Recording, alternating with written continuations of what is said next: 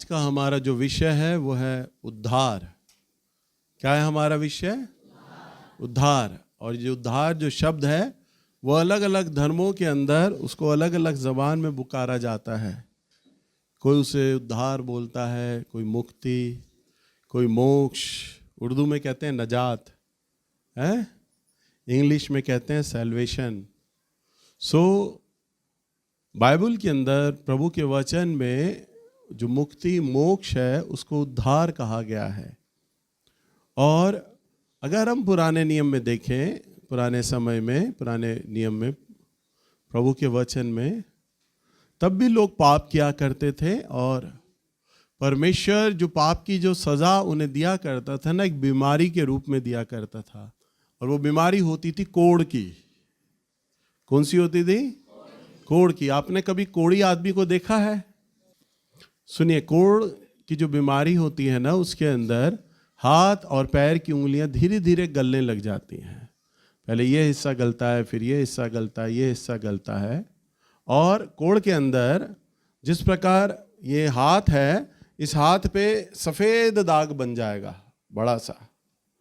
और ये जो दाग होगा ना, बड़ा उजियाला चमकदार दाग होगा, चमक होगी उसमें, शाइनिंग। और उस उजियाले पे जो बाल है ना, वो बाल बड़े चमकीले हो जाते हैं, हल्के हल्के ब्राउन कलर के।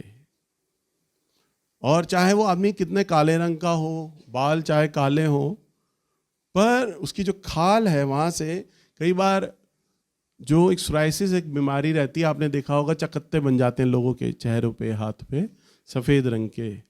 तो कोढ़ में भी इसी प्रकार के वो चकत्ते बन जाते हैं हाथ पैरों पर, और वो जगह बड़ी चमकीली हो जाती है और बाल उभर आते हैं। और वहाँ पर फिर गहरे गड्ढे बनने लगते हैं, जख्म बनने लगते हैं। और कोढ़ी आदमी के पास से ना बड़ी सड़ान वाली बदबू आती है, बहुत ज़्यादा। और बिल्कुल ऐसे आती है जैसे मांस सड़ रहा हो, मांस के सड़ने की बदबू, बहुत ज़्यादा बदबू होती है। सो कोढ़ी व्यक्ति इस प्रकार का होता है। पुराने नियम में अगर हम देखें, जो व्यक्ति पाप किया करता था तो परमेश्वर का दंड उस व्यक्ति पर आता था, और वो अलग अलग प्रकार की बीमारियों के रूप में आता था। परंतु मुख्य रूप से हम देखते हैं कोढ़ एक ऐसी समस्या थी जो व्यक्ति के पाप को दर्शाती थी, कि इस व्यक्ति ने अपने जीवन में बड़े पाप किए हैं, सो जो प्रभु का जो दंड है इस व्यक्ति पर आ गया है। और ये जो कोढ़ है ये इस बात को दर्शाता है कि इस आदमी के ऊपर प्रभु का दंड है, श्राप है। सो अगर हम पुराने नियम में देखें, लेवी व्यवस्था की पुस्तक पुराने नियम में, जिनके पास कंप्लीट बाइबल है उसमें ये किताब मिलेगी। और ये 13 अध्याय, लेवी व्यवस्था 13 अध्याय और इसका दूसरा पद। जब किसी मनुष्य के शरीर के चर्म में सूजन या पपड़ी या दाग हो और इससे इसके चर्म में कोढ़ की व्याधि सा कुछ दिखाई पड़े, तो उसे हारून याजक के पास या उसके पुत्र जो याजक है उनमें से किसी के पास ले जाए। हाँ, वचन में लिखा है जब किसी व्यक्ति को कोढ़ हो तो उसके परिवार के लोग, परिजन लोग जब देखे किसी आदमी को कोढ़ हो गया है और उन्हें लगे, चाहे शक है या कोढ़ है, अगर उन्हें लगे तो वो याजक के पास लेकर जाए ऐसे व्यक्ति को।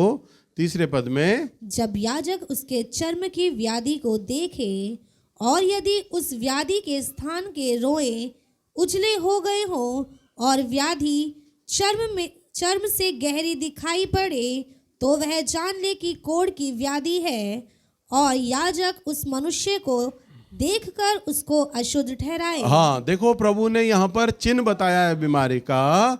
ये जो बीमारी है ये इस प्रकार की होगी कि वहाँ पर रोए होंगे, उजाला होगा और गहरा वो दिखाई दे, तो समझ जाना कि वो कोढ़ है। तो याजक ऐसे मनुष्य को देखकर उसको अशुद्ध ठहराए। उसको क्या करे? अशुद्ध ठहराए। अशुद्ध क्यों ठहराए?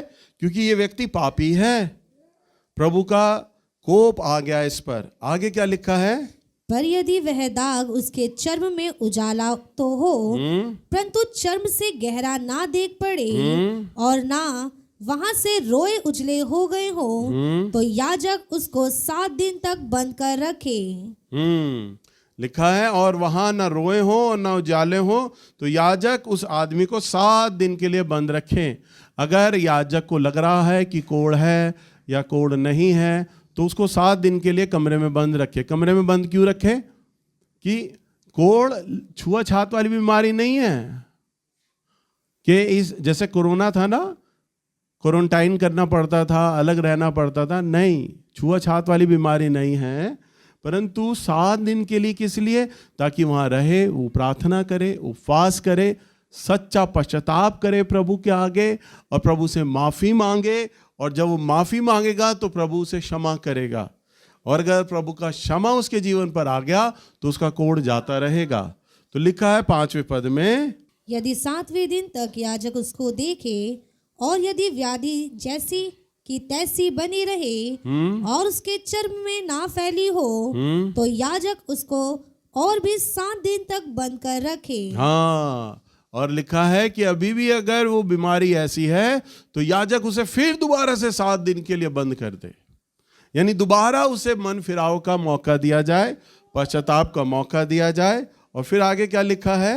और 7वें दिन याजक उसको फिर देखे और यदि देख पड़े कि व्याधि की चमक कम है और व्याधि चर्म पर फैली ना हो, तो याजक उसको शुद्ध ठहराए, क्योंकि उसके तो चर्म में पपड़ी है, और वह अपने वस्त्र धोकर शुद्ध हो जाए। बस क्या लिखा है? 7वें दिन अगर वो जाता है, फिर क्षमा मांगता है और वो बाहर आता है, और बाहर याजक उसको देखे कि अब इसके शरीर में वो चमक नहीं है, वो दाग नहीं है, तो अब याजक उसको शुद्ध ठहराएगा। कौन ठहराएगा? उसके लिए उसको नहलाया जाएगा, कपड़े चेंज होंगे और उसके लिए बलिदान दिया जाएगा, और याजक उसे शुद्ध ठहराता था, यानी कलीसिया में घोषणा करता था, भाई अब ये व्यक्ति शुद्ध है, इसके लिए बलिदान दे दिया गया है, अब इस पे बीमारी नहीं है। याजक के अनाउंस करने से सब लोगों को पता चल जाता था कि अब प्रभु का दंड अब इस व्यक्ति पर से चला गया है। यानी पहले 7 दिन, और फिर अगर वो कोढ़ अभी भी है तो फिर याजक उसको 7 दिन के लिए दोबारा मौका देता था कि दोबारा पश्चाताप करो, और दोबारा पश्चाताप करने के बाद वो आता, और अगर देखता याजक कि हाँ अब इसका कोढ़ चला गया है, तो उसे वो शुद्ध ठहराया जाता था। परंतु अगर वो 7वें दिन के बाद बाहर दोबारा आ गया, यानी 14 दिन बाद दोबारा आया है, तो 7वें पद में क्या लिखा है? नहीं, 8वें पद में, और यदि याजक को देख पड़े कि पपड़ी चर्म में फैल गई है, तो वह उसको अशुद्ध ठहराए, क्योंकि वह कोढ़ ही है। हाँ, और अगर याजक उसे देखे और देखे कि अभी भी वो चर्म वैसा है, उसका खाल वैसा है, और अभी भी उसके ऊपर दाग धब्बे हैं, सड़न आ रही है, तो वो उसे क्या ठहराएगा? अशुद्ध ठहराएगा। क्या ठहराएगा? और अशुद्ध आदमी को क्या किया जाता था? फिर उसे जंगल में भेज दिया जाता था। जंगल में उसके परिवार के लोग छोड़ दिया करते थे। अब उसको वहाँ पे घर की जो सुविधाएं होती थी, अब उसे खाना नहीं मिल पा रहा, उसकी पत्नी बच्चे खाना नहीं लेके जाते थे उसके लिए, क्योंकि वो पापी मनुष्य में गिना जाता था कि ये व्यक्ति पापी है और इस पर दोष आ गया है, पाप मढ़ दिया गया है। और लोगों को ये भी डर होता था कि अब इसके ऊपर प्रभु का कोप है, तो कहीं ऐसा ना हो हम इसकी मदद करें तो प्रभु का कोप कहीं हम पर ना आ जाए। तो ऐसे आदमी की कोई देखभाल नहीं करता था, ना उसको दवाई पहुंचाई जाती थी, ना मर्रम पट्टी, ना उसके खाने का इंतज़ाम, ना कपड़ा लत्ता, कुछ उससे संबंध समाज काट दिया करता था। एक तो वो आदमी वैसे ही अपनी बीमारी से सड़ रहा है, गल रहा है, और वो पश्चाताप करता था। और ना जाने जंगलों में सैकड़ों और हजारों कोढ़ी ऐसे ही रहा करते थे, और वो रोते रहते थे क्योंकि उनसे मिलने नहीं दिया जाता था। अगर वो कोढ़ी आदमी जंगल से बाहर आकर गांव में आने लग जाता था ना, तो ऐसे लोग सारे उसे पत्थर मारते थे कि ऐसे आदमी हमारे बीच में आ गया, इस पे तो दंड है, और ये क्यों आ गया। वो फिर जंगल में भाग जाया करता था, उसे गांव में आने की अनुमति नहीं हुआ करती थी। समझ पा रहे हैं आप लोग? तो ऐसा व्यक्ति पापी गिना जाता था। हम नए नियम में एक घटना को देखते हैं, मरकुस की किताब के अंदर नए नियम में 1 अध्याय और इसके 40 पद में यहाँ पर हम प्रभु के एक चमत्कार को देखते हैं, चंगाई को देखते हैं। मरकुस 1 अध्याय और इसका 40वां पद। एक कोढ़ी उसके पास आया और उससे विनती की और उसके सामने घुटने टेक कर उससे कहा, यदि तू चाहे तो मुझे शुद्ध कर सकता है। हाँ, अब देखो, पहले याजक क्या करता था? कोढ़ी को कमरे में 7 दिन के लिए बंद करता था मन फिराव के लिए, फिर दोबारा से 7 दिन के लिए उसे मन फिराव के लिए बंद करता था। और अगर उन्होंने इन 2 बार 7 दिन के लिए मन नहीं फिराया है तो याजक उसकी बीमारी देखता था। अगर उसकी बीमारी अभी भी कोढ़ की बनी है तो उसे पापी ठहराया जाता था, अशुद्ध ठहराया जाता था और उसे जंगल में छोड़ दिया जाता था। और अगर उस व्यक्ति ने बंद कमरे में बैठ के प्रभु से क्षमा मांग ली, प्रभु ने उसे माफ कर दिया, तो ऐसे व्यक्ति को परमेश्वर क्षमा कर दिया करता था। याजक भी बलिदान चढ़ाता था, उसे नहलाता था, अब उसे अपने परिवार में दोबारा मिलने की इजाजत थी। समझ पा रहे हैं? तो इस प्रकार से ना जाने अनगिनत हजारों कोढ़ी जंगलों में गल गल कर मर गए, परंतु हम देखते हैं प्रभु यीशु मसीह जो थे उद्धार करता थे। कौन थे वो? हम क्रूस पर देखते हैं ना, प्रभु यीशु मसीह को क्रूस पर चढ़ाया गया है ना। तो क्रूस पर चढ़ाने का मतलब क्या है? हमारे लिए उसने बलिदान दिया, हमारे लिए बलिदान दिया। अब कोई जन आकर है ना, कौन बहन उबासी ले रही है बार बार? बाहर थोड़ा उसे दूर करो, बार बार साउंड में वो आवाज जाएगा, रिकॉर्डिंग जाएगा उसका। अब इधर ध्यान दें। तो प्रभु यीशु मसीह उद्धार करता थे। क्रूस पर आपने प्रभु यीशु मसीह का फोटो देखा होगा, एक ऐसा प्रभु यीशु मसीह को लटकाए हुए देखा होगा। क्यों? क्योंकि प्रभु ने हमारे लिए बलिदान दिया। हालेलुया। प्रभु ने क्या किया? हमारे लिए बलिदान दिया, और प्रभु हमारे लिए बलिदान हुए हमारे पापों के लिए। आज हर धर्म के अंदर बलिदान होता है। हिंदू धर्म में भी बलिदान होता है जानवरों का, मुसलमान धर्म में बलिदान होता है, और सिख धर्म में बलिदान होता है। परंतु जो मसीही लोग हैं वो बलिदान नहीं देते।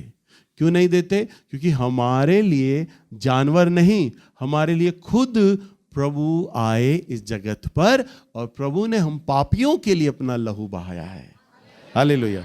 वो हर प्रकार के सूअर, जानवर और बकरों के खून से ज्यादा पवित्र और शुद्ध लहू है जिसके द्वारा हम छुड़ाए जाते हैं। हालेलुया। सो प्रभु यीशु मसीह आए, और हम नए नियम में देखते हैं प्रभु यीशु मसीह कई बार जंगलों में से, बीच में से जंगलों के होकर गए। वो गांव नहीं गए, वो जंगलों में से होके जाते थे। क्यों? क्योंकि उन्हें मालूम था कोढ़ियों को मेरी आवश्यकता है, कोढ़ियों को मेरी आवश्यकता है। वो जानते थे कि कोढ़ एक बीमारी है, एक पाप है, और ऐसा आदमी अब मर रहा है, गल रहा है, सड़ रहा है, अपने परिवार, अपनी पत्नी के पास नहीं जा सकता। कई साल हो गए इन्हें अपनी पत्नी से मिले, कई साल हो गए बच्चों से मिले, कई साल हो गए अपने समाज में देखे हुए। तो प्रभु यीशु मसीह जानबूझकर गाँव में से जाया करते थे। हम देखते हैं कई बार मत्ती, मरकुस, लूका की किताब में कि कई बार जगहों में प्रभु यीशु मसीह ने कोढ़ियों को चंगा किया, जंगलों में जाया करते थे। तो अब हम देखते हैं घटना को, मरकुस की किताब इसका 1 अध्याय और इसके 40वें पद में हम देखते हैं प्रभु यीशु मसीह भी वहां से जा रहे हैं। एक कोढ़ी आया और प्रभु के आगे उसने घुटना टेक दिया और अपनी टूटी उंगलियों को दिखाकर प्रभु से बोलता है, प्रभु यदि तू तरस खाए तो मुझे शुद्ध कर सकता है। हालेलुया। कोढ़ी लोग सुना करते थे, अरे यीशु मसीह है उद्धार करता इस जगत का, यदि वे किसी के अपराध को क्षमा कर दे तो क्षमा हो जाते हैं, तो कोढ़ चला जाता है।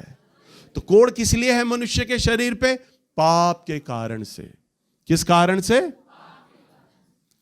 पाप के कारण से कोढ़ आया हुआ है। अगर प्रभु मेरे अपराधों को माफ कर दे, अब तो परमेश्वर स्वर्ग में है, परंतु वह देहधारी होकर इस जगत में आ गया, अब तो वो मेरे सामने है, मेरे जंगल में मेरे सामने खड़ा है। अगर ये मैं अपने प्रभु से अभी माफी मांग लूं और प्रभु मुझे माफ कर देना, तो मेरा कोढ़ भी अभी चला जाएगा। हालेलुया। और उसने क्या कहा 40 पद में? उसने घुटने टेके और कहा कि तू चाहता है तो मुझे शुद्ध कर दे। 41वें पद में उसने उस पर तरस खाकर हाथ बढ़ाया और उसे छूकर कहा, मैं चाहता हूं तू शुद्ध हो जा। हाँ, प्रभु यीशु को तरस आया और प्रभु ने उस पर हाथ रखा और कहा मैं चाहता हूं तू शुद्ध हो जा, 42वें पद में। और तुरंत उसका कोढ़ जाता रहा और वह शुद्ध हो गया। हाँ, क्या लिखा है? तुरंत। बोलिए तुरंत।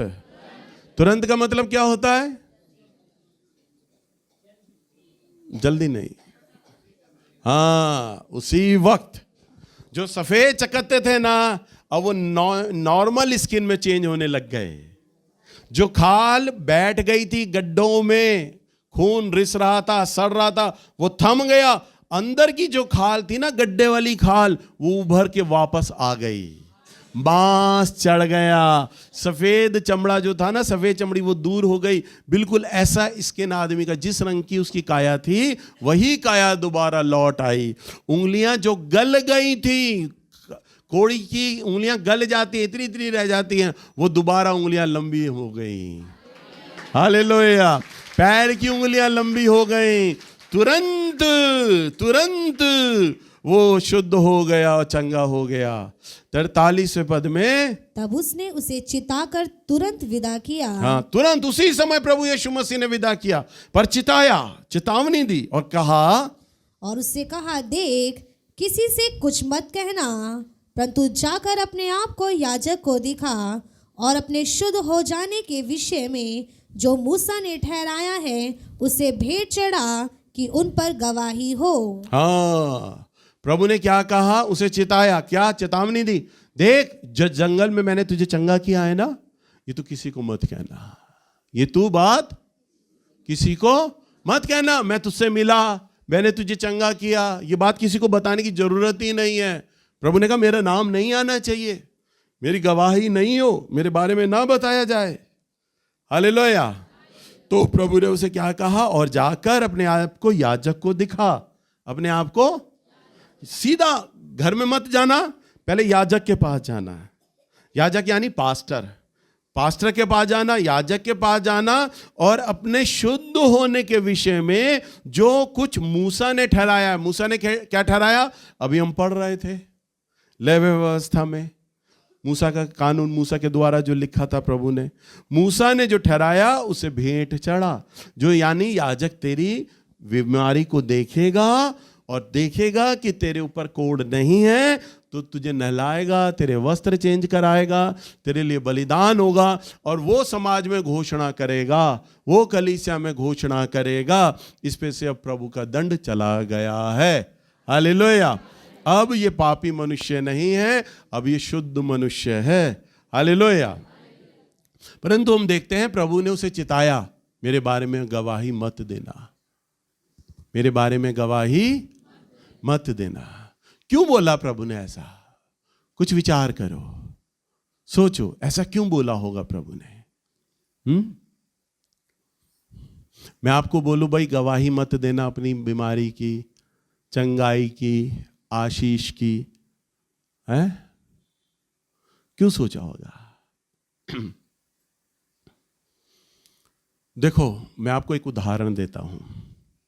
अगर मैं आपके घर कभी प्रार्थना के लिए आऊं और मेरे हाथ में महंगी अटैची हो और भारी हो, और बस खाली मैं उसका लॉक ऐसे ही लगा दूं और नॉक दूं, और मैं आपको बोलूं भाई जरा मैं उस सामने वाले परिवार में जा रहा हूं, आधे घंटे के लिए प्रार्थना करके आ रहा हूं, और मेरा ये सामान है, अटैची है, इसमें बड़ी कीमती चीज़ें हैं मेरी, इस अटैची को है ना कोई बच्चा खोल ना दे बस, नहीं तो सामान खराब हो जाएगा मेरा। बच्चा खोले ना, अटैची को संभाल कर रखना, बस गिरे ना अटैची, बड़ा कीमती सामान है इसमें। और मैं कह के चला जाऊं तो जो बीवी होगी ना, वो कहेगी सुनो जी भैया क्या लाए अटैची में, जरा देखना।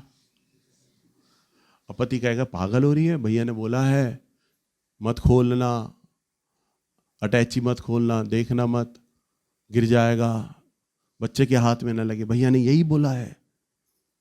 बीवी बोलेगी तो हम कौन सा कुछ चुराएंगे, बस लॉक खोल के देखो तो सही, चाबी भैया ने लगाई नहीं, लॉक तो ऐसे ही खुल जाएगा, अंगूठे से दबाओ खुल जाएगा, तो खोल के देख तो ले है क्या, ऐसी कौन सी चीज़ है, कीमती चीज़ है, कांच की चीज़ है, रुपया है, पैसा है, सोना है, चांदी है, देख तो देख तो लें भैया क्या बता रहे हैं, कीमती चीज एक बार खोल के देख लो। हम कुछ भी हिलाएंगे नहीं भैया का सामान, चुराएंगे नहीं। मैं कौन सा चुराने के लिए कह रही हूं, देखने को कह रही हूं, पता तो चल जाए क्या है। तो कई लोगों में होता है, क्या है सामान देख तो लें, हालेलुया। पर मैंने मना किया था, अटैची मत खोलना, कीमती सामान है, भारी सामान है, बच्चों से बचा कर रखना, इसको छेड़ना मत। पर पति ने तो मेरी आज्ञा को माना, बच्चों से अलग किया, संभाल कर रख दिया अटैची को, गिरे ना, महंगा सामान है। भैया ने बोला, पर जो बीवी है उसे कुल बुला रही, पता नहीं सोना चांदी तो नहीं लाए कहीं बांटने को कलीसिया में, पैसा तो नहीं है, भाभी के लिए गहने तो नहीं बनाए, देख लें। चुराएंगे थोड़ी ना, वो तो हमें भी पता, हम विश्वासी आदमी, हम चोर थोड़ी ना, हम चुराएंगे नहीं, बस देखेंगे, बस पता चल जाएगा, भैया को भी नहीं बताएंगे हमने खोला था, तो देख तो लें। तो आदमी के अंदर दो प्रकार की प्रवृत्ति रहती है, या तो उसे जिस काम के लिए बोला जाए ना, या तो वो काम को करता नहीं, पर जिसे मना कर दिया जाए वो काम जरूर करेगा। मुझे मना क्यों किया था भाई? तो इसमें कोई रहस्य है, कोई सीक्रेट है, हालेलुया।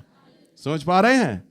तो मुझे मना क्यों किया, मैं बताऊं क्यों नहीं, मुझे मना क्यों किया कि जंगल में प्रभु यीशु मसीह मिला, मुझे मना क्यों किया कि मेरा कोड प्रभु यीशु मसीह ने चंगा किया, मुझे मना क्यों किया? क्या सीक्रेट है इसमें, क्या कुंजी है? यीशु ने मना क्यों किया, मैं तो बताऊंगा।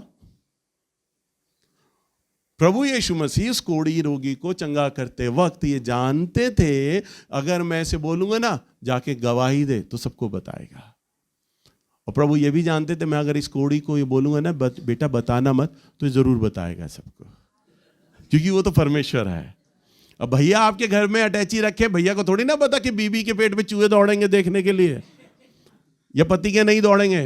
मैं तो मनुष्य हूं, मुझे नहीं पता, परंतु वो तो परमेश्वर है, वो जानता है। सामने वाले को मना करूंगा तो बताएगा, और सामने वाले को मना कर दूं नहीं बताना तो भी बता देगा ये, हालेलुया। और क्या लिखा है, और आगे हम पढ़ें 44वें पद में, और उससे कहा, देख किसी से कुछ मत कहना, परंतु जाकर अपने आप को याजक को दिखा, और अपने शुद्ध होने के विषय में जो कुछ मूसा ने ठहराया है उसे भेंट चढ़ा। हाँ, प्रभु ने कि उन पर गवाही हो। देखो, प्रभु ने दो बातें बोली थी। क्या? पहली बात, याजक के पास जाना, ये काम जरूर करना, बलिदान चढ़ाना, गवाही हो इस बात की, याजक के पास जरूर चले जाना, डायरेक्ट याजक के पास जाना। ये काम प्रभु यीशु ने करने को बोला था। और ना करने के लिए क्या बोला था? किसी से मत कहना कि मैंने तुझे ठीक किया। अब प्रभु जानते थे इसका दिमाग उल्टा है, मैं मना करूंगा तो वो काम करेगा जो मना किया जाएगा, और जो काम करने के लिए बोला जाएगा वो करेगा नहीं। तो प्रभु ने उसे गवाही के लिए मना कर दिया। परंतु आगे क्या लिखा है 45वें पद में, परंतु वह बाहर जाकर इस बात का कि बहुत प्रचार करने और यहाँ तक फैलाने लगा कि यीशु फिर खुल्लम खुल्ला नगर में ना जा सका, परंतु बाहर जंगली स्थानों में रहा, और चारों ओर से लोग उसके पास आते रहे। बस, हालेलुया। प्रभु ने बोला याजक को दिखा, वो याजक के पास नहीं गया, वो बाहर निकलकर खुल्लम खुल्ला प्रचार करने लग गया। अरे मालूम है यीशु है, यीशु जंगल में है, मुझे चंगा किया। हर आदमी को जा जाके उसने बताया। और प्रभु यीशु मसीह ने यही काम तो मना किया था कि मेरे बारे में बताना मत। प्रभु जानते थे कि मैं इसे बोलूंगा कि बता तो नहीं बताएगा, फिर तो बताएगा नहीं, और मैं कहूंगा मत बता तो जरूर बताएगा। प्रभु जानते थे उसके स्वभाव को। प्रभु जानते थे कि अगर मैं से कहूंगा याजक के पास जा, तो ये याजक के पास नहीं जाएगा, सीधा मेरा प्रचार करेगा। और वही हुआ, लिखा है, परंतु वह बाहर जाकर इस बात का बहुत प्रचार करने लगा, और यहां तक फैलाने लगा कि यीशु फिर खुल्लम खुल्ला नगर में ना जा सका। प्रभु यीशु मसीह जिस गली से निकलते, भीड़ दौड़ी चली जाती, प्रभु यीशु मसीह के पैरों में लेट जाती। इतनी गवाही उसने आज दे दी प्रभु के बारे में, हालेलुया। और लिखा है, परंतु वह जंगली स्थानों में रहा करता था मेरा प्रभु, और चारों ओर से लोग उसके पास आते रहे। एक आदमी की गवाही ने पूरे नगर में बवंडर मचा दिया, हालेलुया।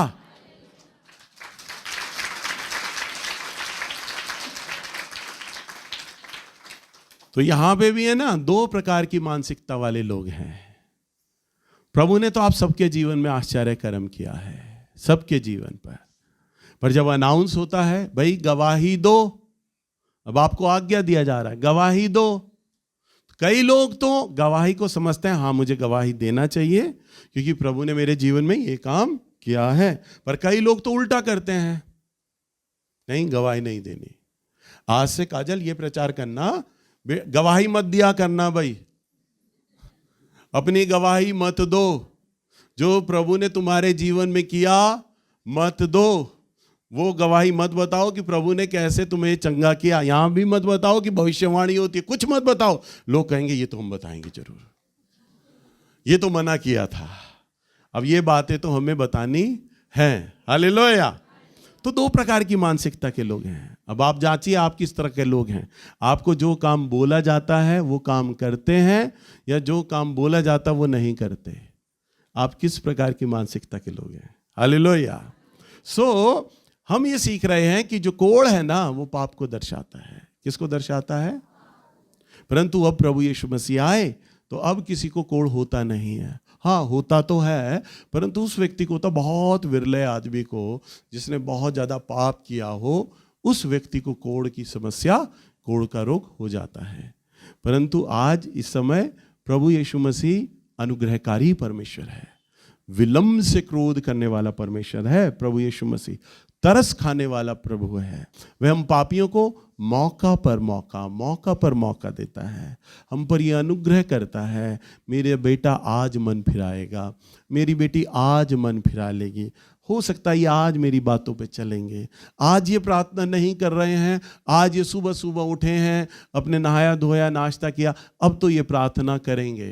परंतु प्रभु देखता है अब तो ये वापस अपने काम धंधों में चले गए, अपनी दुकानों में चले गए, अपनी फैक्ट्री में चले गए। प्रभु प्रतीक्षा करता है अब ये काम पर से आएंगे, ये मुझसे फिर बात करेंगे, प्रार्थना करेंगे। आप लोग खोलकर टीवी खोलकर उसे पिक्चर देखने लग जाते हो। प्रभु कहता है चलो पिक्चर देखने के बाद मुझसे बात करेगा, फिर आप सो जाते हो। वो अनुग्रहकारी है, वो रात को आके डराता नहीं, गलत सपने नहीं दिखाता, वो तो भी अनुग्रह बनाए रखता है, तो भी तरस करता है, तो भी दया बनाए रखता है। आपके ऊपर, आपके काम धंधों पर, आपकी बीमारियों पर हर प्रकार का अनुग्रह बनाए रखता है। वो मौका देता है, मेरे बेटे बेटियां आज नहीं तो कल, कल नहीं तो परसों, अगले हफ्ते, अगले महीने, अगले साल अवश्य ही मेरे को जानेंगे, मुझे पहचानेंगे, मेरी और लौट आएंगे मेरे बच्चे। वो तरस खाने वाला परमेश्वर है, अनुग्रहकारी प्रभु है। आप में से बहुत से लोग इस समय इसी पाप की दशा में चल रहे हैं, इस समय इस कोढ़ की दशा में चल रहे हैं। बहुत कम लोग होंगे जिन्होंने प्रभु से क्षमा पा ली है। यहाँ पर इस समय बहुत कम लोग होंगे, कम लोग हैं जिन्होंने प्रभु से क्षमा पा लिया है। परंतु अधिक मात्रा में तो यहाँ पर वो लोग बैठे हैं जो पापी मनुष्य है। यानी पहला जो अभिषेक आता है ना, वह कोढ़ीय अभिषेक आता है। मैं अभिषेक के बारे में आज प्रचार नहीं कर रहा, 3 प्रकार का अभिषेक रहता है। पहला अभिषेक होता है कोढ़ीय अभिषेक। कौन सा? जब आप प्रभु की संतान बनते हैं, प्रभु आपके अपराधों को मिटा देता है, क्षमा कर देता है, तब वो आपके पाप को क्षमा करता है ना, पाप को धोता है, तो यूं समझ लीजिए आपका कोढ़ धुल जाता है। हालेलुया। आपका कोढ़ चला गया, कोढ़ को दूर कर दिया। और जब कोढ़ चला जाता है ना, तो उसे पहला अभिषेक कहते हैं, कोढ़ीय अभिषेक। तो आपका कोढ़ शुद्ध हो गया है, आप चंगे हो गए हैं। अब धीरे धीरे आप प्रभु की संगति में बढ़ने लगते हैं, प्रभु की आप संतान बन जाते हैं और परमेश्वर की उपस्थिति में चलते हैं, उसके वचनों में बढ़ते हैं, उसकी आज्ञाकारिता में बढ़ते हैं। और जैसे जैसे आप बढ़ते हैं, आपने अभी पहला अभिषेक प्राप्त हुआ था, आपको नए जन्म का अभिषेक, पाप क्षमा का अभिषेक यानी कोढ़ का अभिषेक आपको मिला। अब आप दूसरे अभिषेक में प्रवेश करते हैं, फिर तीसरे अभिषेक में प्रवेश करते हैं। हालेलुया। सो आज आपके जीवन पर क्या है? कोढ़ का अभिषेक। तो आपके जीवन पर कोढ़ीय एक समस्या है, जो पाप है वो कोढ़ को दर्शाता है। आपके ऊपर इसी कारण से बीमारियां आ गईं जो लोग ठीक नहीं कर पाए। पता है पाप के कारण से बीमारी आती है। किस कारण से? पाप के कारण से, पाप के कारण से आती है बीमारी। और ऑल ओवर वर्ल्ड को मेडिकल साइंस, जितने भी डॉक्टर्स हैं, मेडिकल साइंस है, इनको कौन चलाता है? इनको पूरे, वो एक संस्था है मेडिकल साइंस की, WHO चलाता है। इन पूरे वर्ल्ड की सारी साइंस को, सारे डॉक्टर्स को वो ऑपरेट करता है। किस बीमारी में कौन सा दवाई देना है और किस बीमारी का कितनी मात्रा रखी जाती है, शुगर नॉर्मल किस मात्रा का होता है, शुगर नीचे किस मात्रा का होता है, WHO तय करता है। और WHO का जो साइन है ना, जो साइन है, कभी आपने देखा उसका मोनोग्राम? WHO का मोनोग्राम है, एक लाठी है क्रॉस टाइप, ऐसे ही क्रॉस टाइप, उस पर 2 सांप हैं यूं करके, यूं करके 2 सांप हैं यूं, और यूं खजूर की डालियां हैं साथ में। वो WHO का साइन है जो ऑल ओवर वर्ल्ड में मेडिकल इस्तेमाल करता है। और ये वो साइन है जब सब लोगों को, पुराने नियम में अगर हम देखें, पाप, इस्राएलियों ने पाप किया और पाप होने के कारण से कोढ़ आने लग गया, तो वो मूसा के पास आए और मूसा को कहने लगे कि हमें कोढ़ हो रहा है, हमें कोढ़ हो रहा है, हमें कोढ़ हो रहा है, प्रभु से हमारे लिए क्षमा मांग। तो जब प्रभु मूसा से प्रार्थना करता है, प्रभु जी इन पे बीमारी आ गई, कोढ़ आ गया है, अब आप क्या करें प्रभु, इन्हें क्षमा कर दें। तो प्रभु कहता है ऐसा कर, एक लाठी को ऊंचे पे ले जा, उसका क्रॉस बना, इसी समान ये क्रॉस, हालेलुया, और इस पे सांप लटका, और जितने कोढ़ी लोग इस सांप को देखेंगे ना, वो चंगे हो जाएंगे। हालेलुया।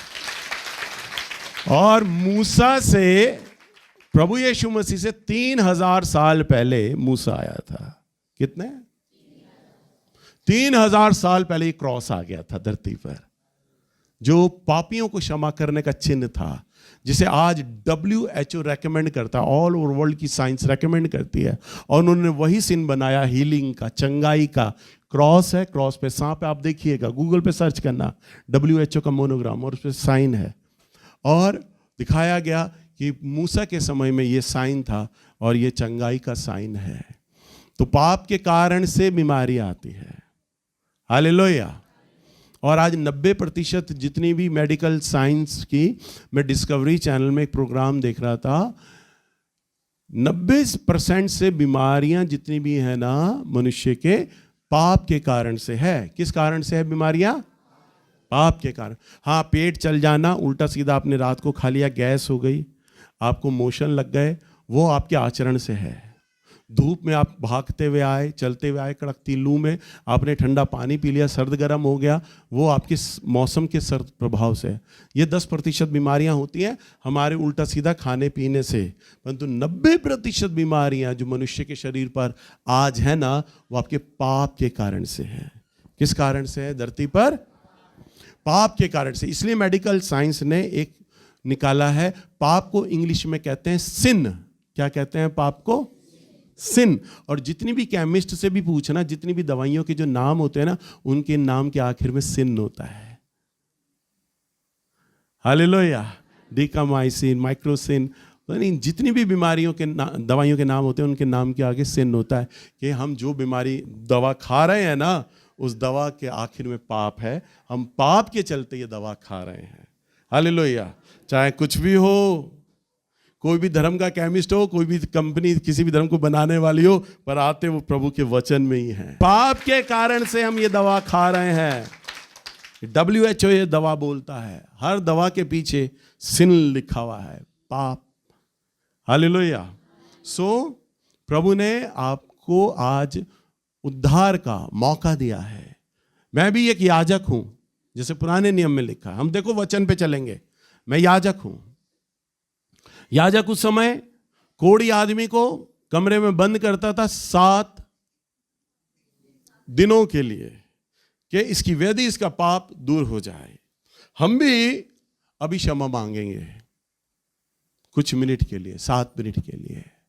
वो आपके ऊपर भी तरस खाएगा, जैसे उसने कोढ़ी पे तरस खाया, वो आप पर भी तरस खाएगा।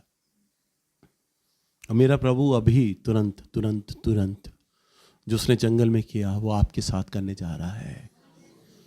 तुरंत वो आपके कोढ़ को चंगा करेगा। आपको पाप क्षमा होने का अनुभव मेरा प्रभु यीशु मसीह दिलाएगा। वो कहेगा, जा मेरी बेटी, जा मेरे बेटे, मैंने तेरे अपराधों को क्षमा कर दिया। आप अपनी आत्मा, प्राण, विचारों में, अपने मन में, अपने शरीर में मेरे प्रभु के उद्धार को महसूस करने जा रहे हो। उसकी क्षमा को महसूस करोगे।